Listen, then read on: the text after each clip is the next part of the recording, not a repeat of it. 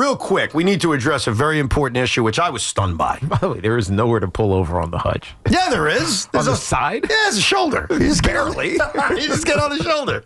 So over the weekend, we as Met fans were greeted with shocking news. And this had nothing to do with the lineup. It had to do with a Francisco Lindor music change. As we all know, for the last year plus, he has come out to My Girl. Yes. And Met fans have sung along to My Girl. Even me.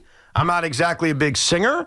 I'm not one to go nuts. But when I'm at Citi Field, every night that I am, I sing My Girl. And it's really, really cool to hear Met fans do such a thing. That was pretty cool. Very, very cool. The game that I went to this year. All of a sudden, Francisco Lindor decides, I'm going to change it up. And he has now instituted a second song that he's mixing in with My Girl. It is Ain't No Mountain High Enough, which, of course, we all know from the hit Disney movie, Remember the Titans. Oh, stop.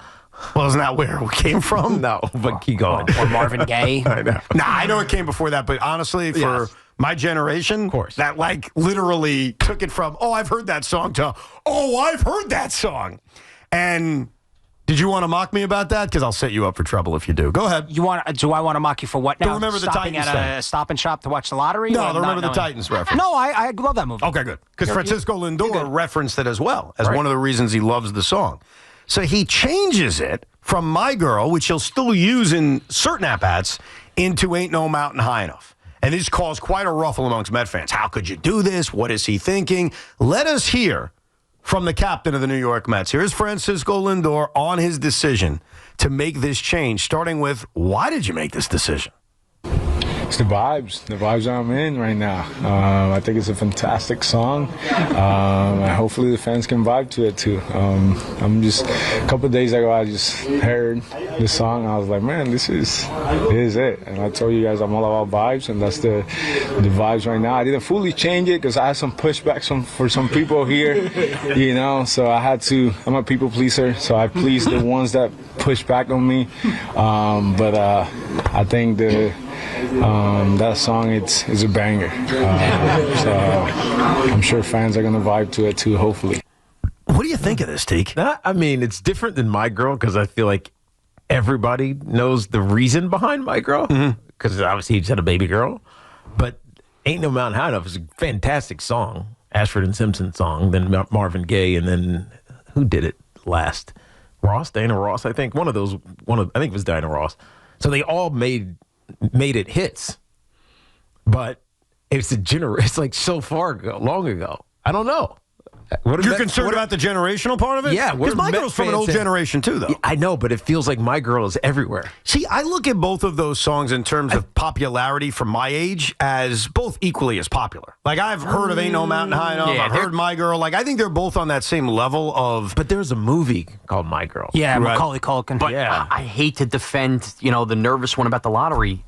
Ain't No Mountain High Enough, and Remember the Titans is synonymous for a lot of people in our generation. No, I agree, and that's why I said that. It's funny, I don't remember it in that movie. Oh, yeah. They're singing together. It's about unity, harmony. Yeah, it was a big scene. And Lindor cited it, too, by the way. Like, I'm not making that up. He did a longer interview about this. We only cut that part. And he's like, oh, yeah, we all remember the Titans. And I'm like, yeah. I mean, that's a big part of it. The thing that's weird, because at the end of the day, it doesn't matter. Just go hit. Yeah. Is you have something that is so cool, everybody's singing along to My Girl, and now you just took it away for half the game.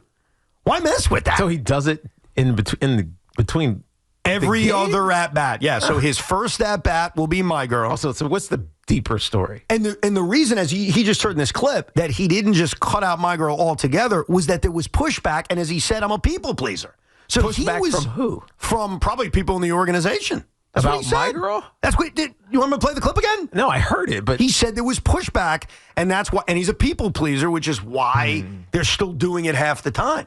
Pushback, maybe it's like personal pushback. I don't know. I took it as from like people around the franchise who are like, dude, it's such a cool thing. Why would you take that away? We are all fans here. Fans can be stupid, and what I've learned above anything else, fans of anything don't like change, and they didn't want to deal with the nonsensical calls. I love my girl. That's all I do is sing my girl.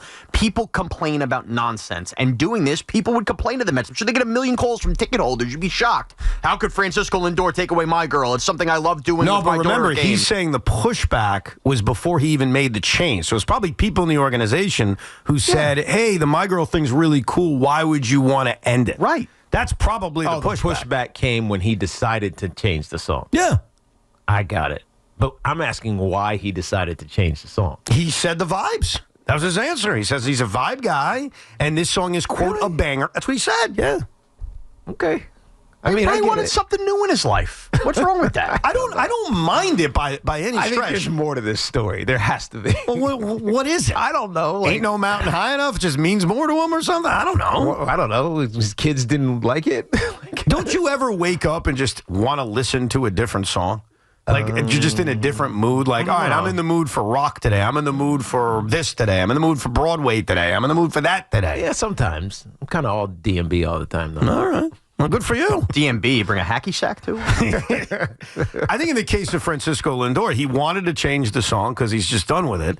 But Met fans aren't. Why would he be done with it? Because he's done with it. He just doesn't want to do it anymore. But Met fans are singing it so beautifully. Like, it is a very cool vibe at the ballpark to hear everybody, whether it's a Monday night or a Saturday night or a Friday afternoon. I got that one backwards. A Friday night or a Saturday afternoon singing My Girl, and now it's gone. But Ain't No Mountain High Enough is a sing-along song. Do you think it will be? It is, of course. That's the scene in Remember the Titans. They're all singing along in the locker I'm room. not arguing about that. I'm saying, do you think Citi Field will have that same vibe from that song? Yes, especially if he goes from one to the other. I think it's got the vibes, 100%. I don't know. It's not that. What was that wretched song back in the day? Mojo. Oh, that was just awful. But Anybody that sang along to that. That's nothing. Oh, My point is it's a more. No, he's it's just trying to pick on something. I'm saying with me. it's a morbid Stick song. to the subject. You don't have to take a shot at me every 5 seconds. No, I said this will end up. I said it was a morbid song. This song is uplifting and a sing-along. It That's is. what I was saying. Here's a little prediction. The Dodgers eventually in the postseason will be viewed as the mountain. This will be the sing-along and the rally cry for the Mets. Oh, so you think the slogan for the Mets now is going to be "Ain't no mountain high enough"? I think you guys are both overthinking it. I've learned a lot about Mets baseball. They will find a way to turn this into something. By the end of the year, Ain't No Mountain High Enough will be, kind of a vision for what they got to climb to get to the World Series. I don't know if I see that. I hope you're right, though, Tommy. Back to your point. Like, I hope people are singing along because that was a cool vibe. It I is. like They that. didn't- Maybe it's about his wife. You think so? Yeah. What's his wife? Is his wife creating a mountain for him to climb? No, his wife's just saying, sing a song that's talking to me. Oh. They didn't start singing My Girl to start off with. It grew and it organically came about. So I think this one will have the same type of organic, and fans are like that. They'll very, what was My Girl? He didn't request My Girl, right? Yeah, he did. He did it when he had his daughter. So that was his choice, yeah. I thought they just played it as hey, you just had a baby girl. No. That was his call. And then he kept it. But to the point of, like, people singing along with it, it takes a while for that to happen, but it was every at-bat he'd come out to My Girl. This is every other at-bat. I don't know. I don't think it's actually going to vibe. I don't think it's going to become a sing. It's really going to be a sing-along, which is unfortunate. But you know what? Well, hit 305 and drive in runs, and I don't care. Most people don't know the words after the chorus. See? That's a part of it. Whatever the reason, I think unfortunately we lost a little bit of a vibe at Citi Field. But again, it's okay if he hits home runs. Tommy, that was the Marvin Gaye version? Yes, it was, It's Steve. funny. You hear Tammy Terrell more than you hear Marvin You do. Gaye. It's weird. Which one does he come out to? That one probably. Yeah, that sounds That's familiar. the most popular one. Yeah. I was there yesterday, and that's what I thought I heard. Yeah. But yeah, so Met fans, calm down. Just hit 350 and we'll all be happy. Let's go to Ryan in Westchester. Hey, Ryan. Hey, so you were talking about Dave Sims having his return to his old team, but what about Gary Cohen tonight? What about him? He's off tonight? Bad joke. He was calling the game nationally yesterday, and it was impartial. He called the Roku game, yeah. So I'm confused. What's your point? I wanted to know what your thoughts were about it, and because I had very mixed feelings. What were your mixed feelings about Gary Cohen calling the Roku game? So, okay, very happy. I was happy for him, happy that people out there could see why we're always talking about how great he is, and mainly just happy I didn't have to listen to anybody else.